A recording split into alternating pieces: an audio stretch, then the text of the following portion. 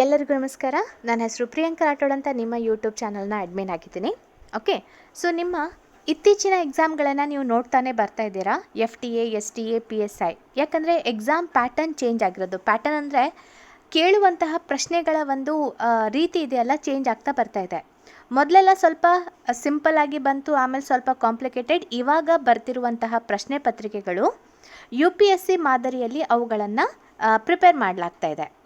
ಆ ಒಂದು ದೃಷ್ಟಿಯಿಂದ ನಿಮ್ಮ ಮುಂಬರುವಂತಹ ಗ್ರೂಪ್ ಸಿ ಆಗಿರ್ಬೋದು, ಬೇರೆ ಬೇರೆ ಸ್ಪರ್ಧಾತ್ಮಕ ಪರೀಕ್ಷೆಗಳಿಗೆ ಸಹಾಯ ಆಗೋ ರೀತಿಯಲ್ಲಿ KSಗೂ ಕೂಡ ಹೆಲ್ಪ್ ಆಗುತ್ತೆ, ಮತ್ತು KPSC ಮತ್ತು ಕರ್ನಾಟಕದಲ್ಲಿ ನಡೆಯುವಂತಹ ಎಲ್ಲ ಒಂದು ಪರೀಕ್ಷೆಗಳಿಗೆ ಅನುಕೂಲ ಆಗತ್ತೆ. ಸೊ ಆ ಒಂದು ದೃಷ್ಟಿಯಿಂದ ನಾನು ಈ IAS ಪ್ರಿಲಿಮ್ಸ್ ಎಕ್ಸಾಮ್ನಲ್ಲಿ ಕೇಳಿದಂತಹ ಪ್ರಶ್ನೆಗಳನ್ನು ಕನ್ನಡದಲ್ಲಿ ನಿಮಗೆ ವಿವರಣೆ ಮೂಲಕ ಹೇಳ್ತಾ ಹೋಗ್ತೀನಿ. ಸೊ ಒಂದೊಂದೇ ಪ್ರಶ್ನೆಗಳನ್ನು ನೀವು ಡೀಟೇಲ್ ಆಗಿ ಅರ್ಥ ಮಾಡ್ಕೊಂಡು ಹೋದರೆ ನಿಮ್ಮ ಎಕ್ಸಾಮ್ಗಳು ಈ ಒಂದು ಪ್ಯಾಟರ್ನನ್ನು ನೀವು ಕ್ರ್ಯಾಕ್ ಮಾಡಲಿಕ್ಕೆ ಹೆಲ್ಪ್ಫುಲ್ ಆಗ್ಬೋದು ಅಂತ ನಾನು ಅಂದ್ಕೊಂಡಿದ್ದೀನಿ. ಇದಷ್ಟೇ ಅಲ್ಲ, ಕರೆಂಟ್ ಅಫೇರ್ಸನ್ನು ಕೂಡ ನಾನು ಡೀಟೇಲ್ ಆಗಿ ಬೇಕಾದರೆ ಎಕ್ಸ್ಪ್ಲೇನ್ ಮಾಡ್ತಾ ಹೋಗ್ತೀನಿ. ಯಾಕಂದರೆ ಇತ್ತೀಚಿನ ಕರೆಂಟ್ ಅಫೇರ್ಸ್ಗಳನ್ನು ನೀವೇ ನೋಡಿದ್ದೀರಾ ಎಕ್ಸಾಮ್ಗೆ ಸಂಬಂಧಪಟ್ಟಂತೆ. ಇವತ್ತಿನ ಭಾಗದಲ್ಲಿ ಪ್ರಿಲಿಮ್ಸ್ ಎಕ್ಸಾಮ್ 2020ರಲ್ಲಿ ನಡೆದಂತಹ ಪ್ರಿಲಿಮ್ಸ್ ಎಕ್ಸಾಮ್ನ 10 ಪ್ರಮುಖ ಪ್ರಶ್ನೆಗಳನ್ನು ನಿಮಗೆ ಡಿಸ್ಕಸ್ ಮಾಡ್ತಾ ಇದ್ದೀನಿ. ಸೊ ಡೀಟೇಲ್ ವಿವರಣೆಯೊಂದಿಗೆ ಹೇಳ್ತಾ ಇರೋದ್ರಿಂದ ಪ್ರತಿದಿನ 10 ಪ್ರಶ್ನೆಗಳನ್ನು ನಾನು ಸೆಲೆಕ್ಟ್ ಮಾಡ್ತಾ ಇದ್ದೀನಿ. ಓಕೆ, ಸೊ ಈ ವಿಡಿಯೋ ಇಷ್ಟ ಆದರೆ ದಯವಿಟ್ಟು ಲೈಕ್, ಶೇರ್, ಸಬ್ಸ್ಕ್ರೈಬ್ ಆಗೋದನ್ನು ಮರಿಬೇಡಿ. ಸೊ ಹಾಗಾದರೆ ಸ್ಟಾರ್ಟ್ ಮಾಡೋಣ. ಓಕೆ, ಮೊದಲನೇ ಪ್ರಶ್ನೆಯನ್ನು ನೋಡೋಣ. ಇಂಗಾಲದ ನ್ಯಾನೋ ಟ್ಯೂಬ್ಗಳ ಉಲ್ಲೇಖದೊಂದಿಗೆ ಈ ಕೆಳಗಿನ ಹೇಳಿಕೆಗಳನ್ನು ಪರಿಗಣಿಸಿ. ಸೊ ಮೊದಲನೇ ಹೇಳಿಕೆ ಏನಿದೆ, ಅವುಗಳನ್ನು ಮಾನವ ದೇಹದಲ್ಲಿ ಔಷಧಗಳು ಮತ್ತು ಪ್ರತಿಜನಕಗಳ ವಾಹಕಗಳಾಗಿ ಬಳಸಬಹುದು. ಎರಡನೇದು, ಅವುಗಳನ್ನು ಮಾನವ ದೇಹದ ಹಾನಿಗೊಳಗಾದ ಭಾಗಕ್ಕೆ ಕೃತಕ ರಕ್ತ ಕಣಗಳನ್ನಾಗಿ ಮಾಡಬಹುದು. ಮೂರನೇದು, ಅವುಗಳನ್ನು ಜೈವಿಕ ರಾಸಾಯನಿಕ ಸಂವೇದಕಗಳಲ್ಲಿ ಬಳಸಬಹುದು. ನಾಲ್ಕನೇದು, ಕಾರ್ಬನ್ ನ್ಯಾನೋ ಟ್ಯೂಬ್ಗಳನ್ನು ಜೈವಿಕ ವಿಘಟನೀಯವಾಗಿ ಬಳಸಬಹುದು. ಹಾಗಾದರೆ ಮೇಲಿನ ಯಾವ ಹೇಳಿಕೆ ಸರಿಯಾಗಿದೆ ಇಂಗಾಲದ ನ್ಯಾನೋ ಟ್ಯೂಬ್ಗಳಿಗೆ ಸಂಬಂಧಪಟ್ಟಂತೆ?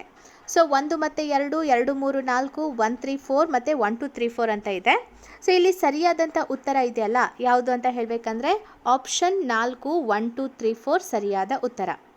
ಸೊ ಮಾನವ ದೇಹದಲ್ಲಿ ಕಾರ್ಬನ್ ನ್ಯಾನೋ ಟ್ಯೂಬ್ಗಳನ್ನು ಔಷಧಗಳು ಮತ್ತು ಪ್ರತಿಜನಕಗಳಂತೆ ಮಾನವ ದೇಹದ ಹಾನಿಗೊಳಗಾದ ಭಾಗಗಳಿಗೆ ಕೃತಕ ರಕ್ತದ ಕ್ಯಾಪಿಲರಿಗಳಾಗಿ ಮತ್ತು ಜೀವರಾಸಾಯನಿಕ ಸಂವೇದಕಗಳಾಗಿ ಬಳಸಬಹುದು.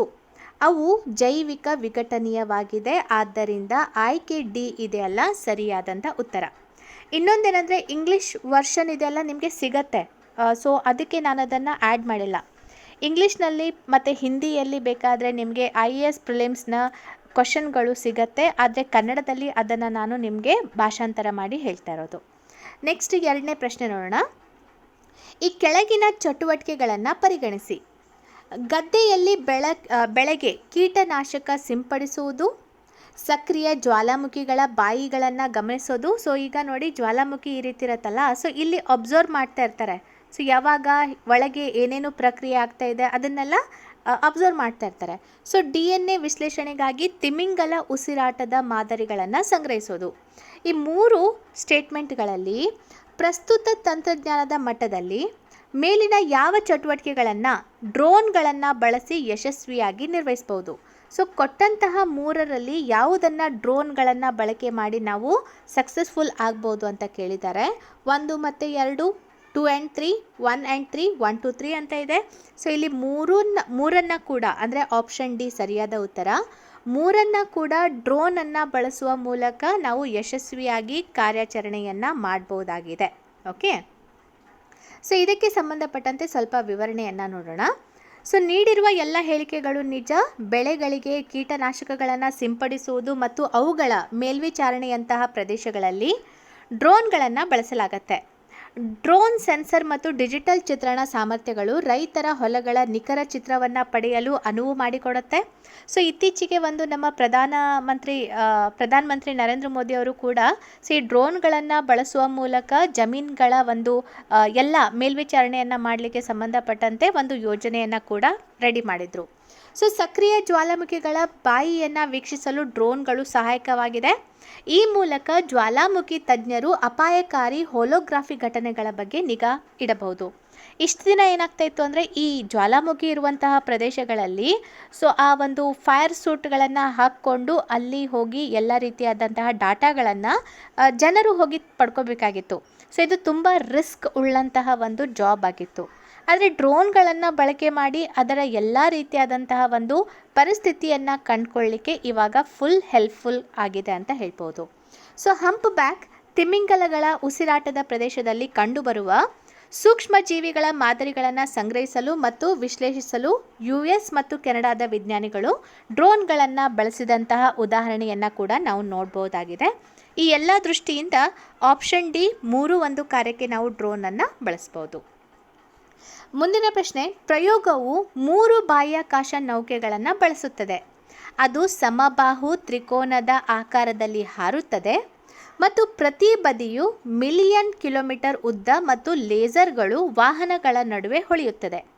ಹಾಗಾದರೆ ಈ ಹೇಳ್ತಾ ಇರೋದು ಯಾವ ಒಂದು ವಿಷಯಕ್ಕೆ ಸಂಬಂಧಪಟ್ಟಂತೆ ಈ ಒಂದು ವಿವರಣೆಯನ್ನು ಕೊಟ್ಟಿದ್ದಾರೆ ಅನ್ನೋದನ್ನು ನಾವು ಹೇಳಬೇಕು. ಸೊ ಅವರು 2-3 ಸ್ಟೇಟ್ಮೆಂಟ್ ಕೊಟ್ಟಿದ್ದಾರೆ. ಇದು ನೋಡಲಿಕ್ಕೆ ಹಿಂಗಿದೆ, ಸೊ ಇದನ್ನು ಎಲ್ಲೆಲ್ಲಿ ಬಳಕೆ ಮಾಡ್ತಾರೆ ಅಂತ ಹೇಳ್ತಾ ಇದ್ದಾರೆ. ಹಾಗಾದರೆ ಯಾವುದರ ಬಗ್ಗೆ ಈ ಒಂದು ಸ್ಟೇಟ್ಮೆಂಟ್ ಇದೆ ಅಂತ ಹೇಳಬೇಕು. ಸೊ ವಾಯೇಜರ್ 2 ಹೊಸ ಹರೈಸನ್ಸ್, ನ್ಯೂ ಹರೈಸನ್ಸ್ ಅಂತ ಹೇಳ್ಬೋದು, ಲೀಸಾ, ಪಾತ್ ಫೈಂಡರ್ ಮತ್ತು ವಿಕಸಿತ ಲಿಸಾ. ಹೌದಾ? ಸೊ ಇಲ್ಲಿ ಸರಿಯಾದಂಥ ಉತ್ತರ ಅಂತ ಹೇಳಬೇಕಂದ್ರೆ option D. Laser interferometer space antenna, LISA ಅಂತ ಹೇಳಬೇಕಂದ್ರೆ so laser interferometer space antenna ಅಂತ ಹೇಳ್ಬೋದು. ಯುರೋಪಿಯನ್ ಸ್ಪೇಸ್ ಏಜೆನ್ಸಿಯ ಉದ್ದೇಶಿತವಾಗಿದೆ. ಇದರ ಮುಖ್ಯ ಉದ್ದೇಶ ಗುರುತ್ವಾಕರ್ಷಣೆಯ ಅಲೆಗಳ ಬಗ್ಗೆ ಮಾಹಿತಿಯನ್ನು ಪಡೆಯೋದು. ಸೊ ವಿಕಸಿತ LISA, so LISA full form ಅಂತ ನೋಡಿದ್ದೀವಿ. ಲೀಸಾ ಮಿಷನ್ ಅಡಿಯಲ್ಲಿ 3 ಬಾಹ್ಯಾಕಾಶ ನೌಕೆಗಳು ಸಮಬಾಹು ತ್ರಿಕೋನ ವ್ಯವಸ್ಥೆಯಲ್ಲಿ ಪರಸ್ಪರ ಲಕ್ಷಾಂತರ ಕಿಲೋಮೀಟರ್ ದೂರದಲ್ಲಿ ಇದೆ. ಈ 3 ಉತ್ತರಗಳು ಇದೆಯಲ್ಲ, ಸೊ ಈ ಉತ್ತರ ಬಿ ಇದೆಯಲ್ಲ, ಅದು ಕೂಡ ಯಾವುದಕ್ಕೆ ಸಂಬಂಧಪಟ್ಟಿದೆ ಅಂದರೆ ಓಕೆ ಇಲ್ಲಿ ಸ್ವಲ್ಪ ಮಿಸ್ಟೇಕ್ ಆಗಿತ್ತು. ಈ 3 ನೌಕೆಗಳು ಲೇಸರ್ ಕಿರಣದ ಮೂಲಕ ಪರಸ್ಪರ ಸಂಪರ್ಕದಲ್ಲಿ ಇರುತ್ತೆ. ಅವುಗಳ ನಡುವೆ ನಿಶ್ಚಿತ ಅಂತರವನ್ನು ಕಾಯ್ದುಕೊಳ್ಳುವಾಗ ಈ 3 ಬಾಹ್ಯಾಕಾಶ ನೌಕೆಗಳು ಸೂರ್ಯನ ಸುತ್ತ ಸುತ್ತುತ್ತಿರುವ ಭೂಮಿಯ ಹಿಂದೆ ಚಲಿಸುತ್ತೆ.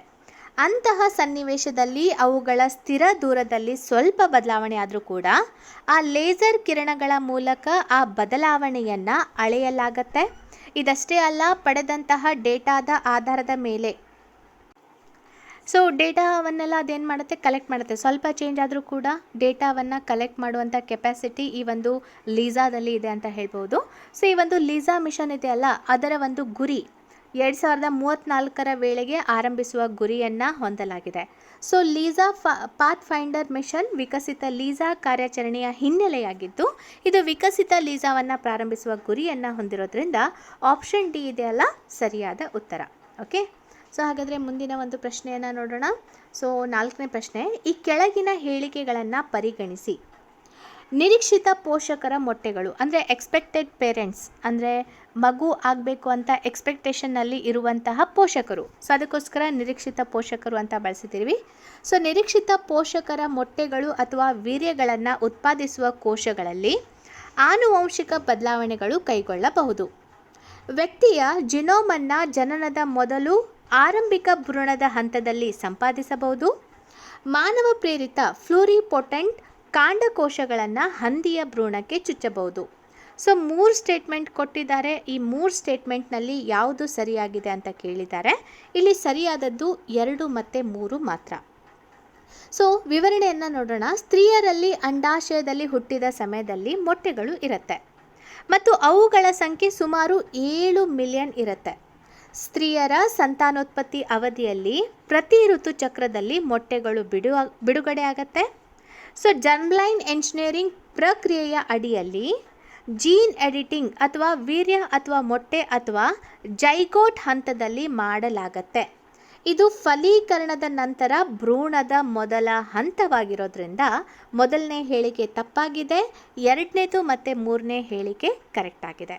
ಓಕೆ, ಸೊ ಮುಂದಿನ ಪ್ರಶ್ನೆ ನೋಡೋಣ. ಭಾರತದಲ್ಲಿ ನ್ಯೂಮೋಕೋಕಲ್ ಕಾಂಜುಗೇಟ್ ಲಸಿಕೆಯ ಬಳಕೆಯ ಮಹತ್ವವೇನು? ಸೊ ಕಾಂಜುಗೇಟ್ ಲಸಿಕೆ ಇದೆಯಲ್ಲ, ನ್ಯೂಮೋಕೋಕಲ್ ಯಾವುದಕ್ಕೆ ಸಂಬಂಧಪಟ್ಟಂತೆ ಬಳಕೆ ಮಾಡಲಾಗತ್ತೆ ಅನ್ನೋದು ಇಲ್ಲಿ ಸ್ಟೇಟ್ಮೆಂಟ್ ಇದೆ. ಈ ಲಸಿಕೆಗಳು ನ್ಯೂಮೋನಿಯಾ ಮತ್ತು ಮೆನಿಂಜೈಟಿಸ್ ಮತ್ತು ಸೆಪ್ಸಿನ್ ವಿರುದ್ಧ ಪರಿಣಾಮಕಾರಿ. ಆ ಪ್ರತಿಜೀವಕಗಳ ಮೇಲಿನ ಅವಲಂಬನೆಯನ್ನು ಕಡಿಮೆ ಮಾಡಬಹುದು. ಔಷಧ ನಿರೋಧಕ ಬ್ಯಾಕ್ಟೀರಿಯಾಗಳ ವಿರುದ್ಧ ಪರಿಣಾಮಕಾರಿ ಅಲ್ಲ. ಈ ಲಸಿಕೆಗಳ ಯಾವುದೇ ಅಡ್ಡ ಪರಿಣಾಮಗಳಿಲ್ಲ ಮತ್ತು ಈ ಲಸಿಕೆಗಳಿಗೆ ಯಾವುದೇ ಅಲರ್ಜಿಯ ಪ್ರತಿಕ್ರಿಯೆಗಳು ಇಲ್ಲ. ಸೊ 3 ಸ್ಟೇಟ್ಮೆಂಟನ್ನು ಕೊಟ್ಟಿದ್ದಾರೆ ನ್ಯೂಮೋಕೋಕಲ್ ಕಾಂಜುಗೇಟ್ ಲಸಿಕೆಗೆ ಸಂಬಂಧಪಟ್ಟಂತೆ.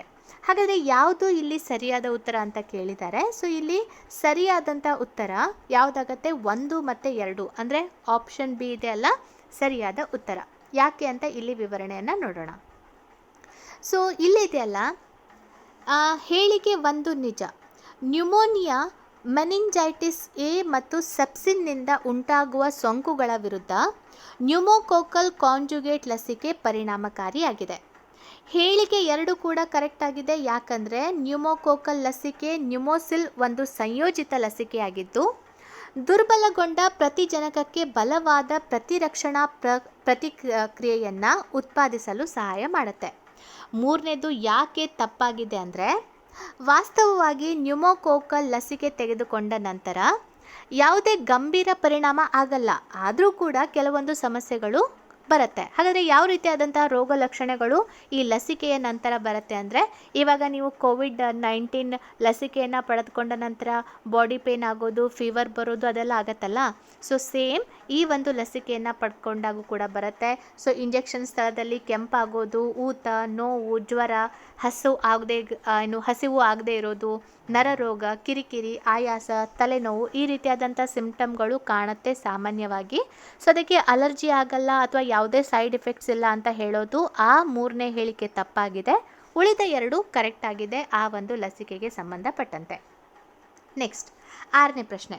ಭಾರತದಲ್ಲಿ ಸಾರ್ವಜನಿಕ ಕೀ ಮೂಲಸೌಕರ್ಯ ಎಂಬ ಪದವನ್ನು ಈ ಸಂದರ್ಭದಲ್ಲಿ ಬಳಸಲಾಗುತ್ತದೆ.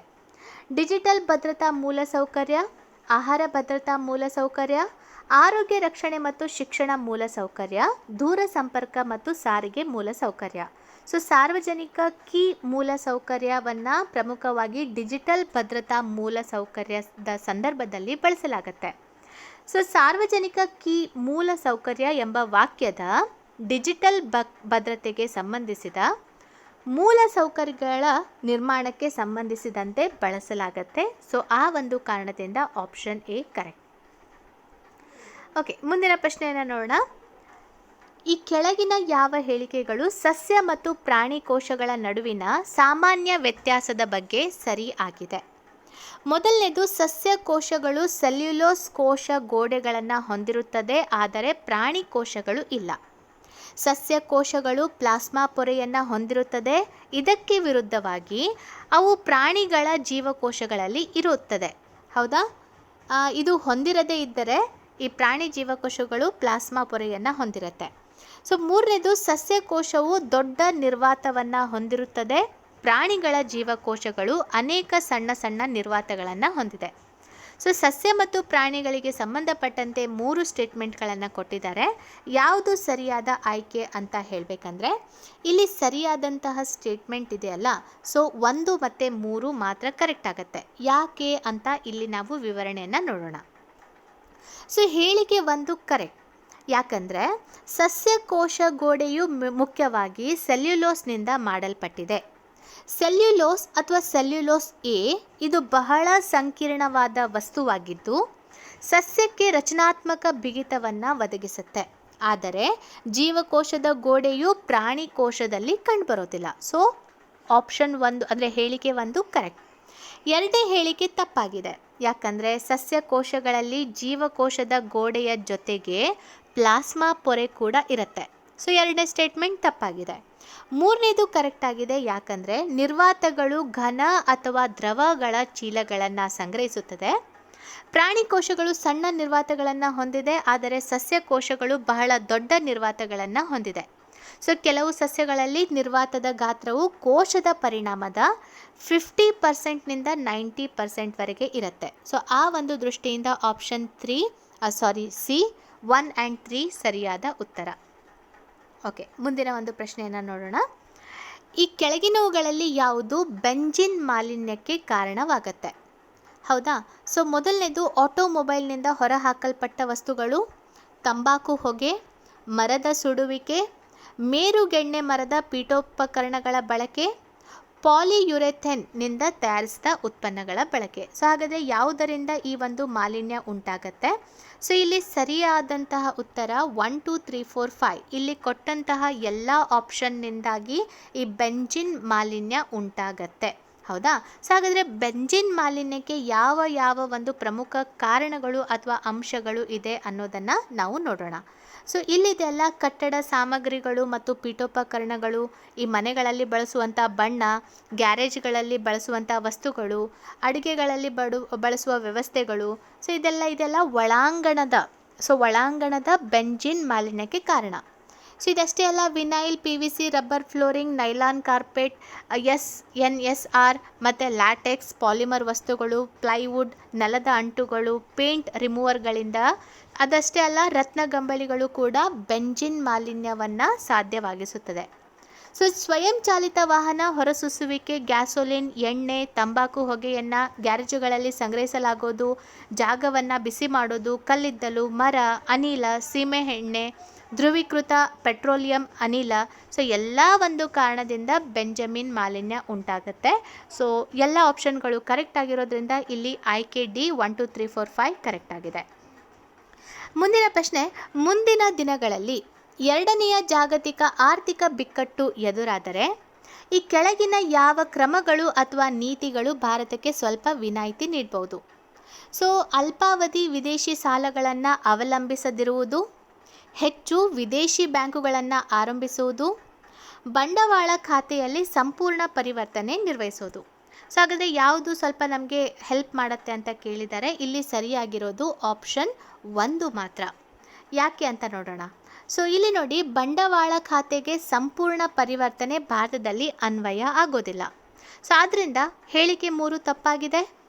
ಅಲ್ಪಾವಧಿ ವಿದೇಶಿ ಸಾಲಗಳನ್ನು ಅವಲಂಬಿಸದಿರುವುದು ಹಣಕಾಸಿನ ಹೊಣೆಗಾರಿಕೆಯನ್ನು ಕಡಿಮೆ ಮಾಡುತ್ತೆ. ಸೊ ಇದು ಅಪಾಯ ನಿವಾರಣೆಗೂ ಕೂಡ ಸಹಾಯ ಮಾಡೋದ್ರಿಂದ ಆಪ್ಷನ್ 1 ಮಾತ್ರ ಕರೆಕ್ಟ್.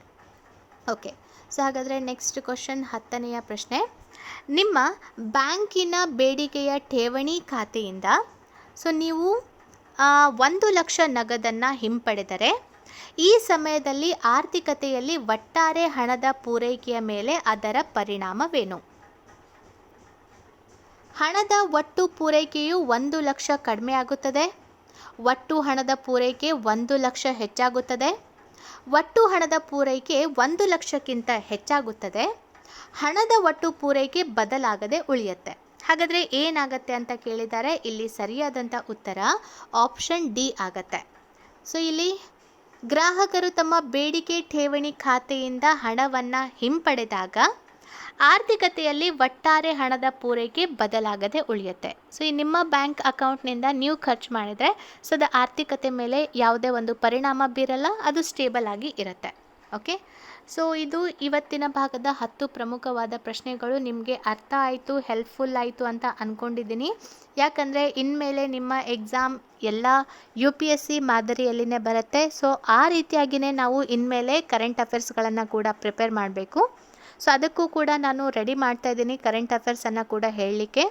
ಸೊ ವಿಡಿಯೋ ಇಷ್ಟ ಆದರೆ ದಯವಿಟ್ಟು ಲೈಕ್, ಶೇರ್, ಸಬ್ಸ್ಕ್ರೈಬ್ ಆಗೋದನ್ನು ಮರಿಬೇಡಿ. ಮತ್ತು ಒಂದು ವಿಡಿಯೋ ನೋಡ್ತೀರಾ ಆಮೇಲೆ ಫಾಲೋ ಮಾಡಲ್ಲ, ಅದು ನಾವು ಮಾಡುವಂತಹ ತುಂಬಾ ದೊಡ್ಡ ತಪ್ಪು. ನನ್ನ ವಿಡಿಯೋನೇ ನೋಡಿ ಅಂತ ಹೇಳ್ತಾ ಇಲ್ಲ, ಆದರೆ ಈ ರೀತಿ ಸೀರೀಸ್ಗಳು ಬಂದರೆ ಖಂಡಿತವಾಗಿ ನೋಡಿ, ಯಾವುದೇ ಚಾನಲ್ ಆದರೂ ಕೂಡ.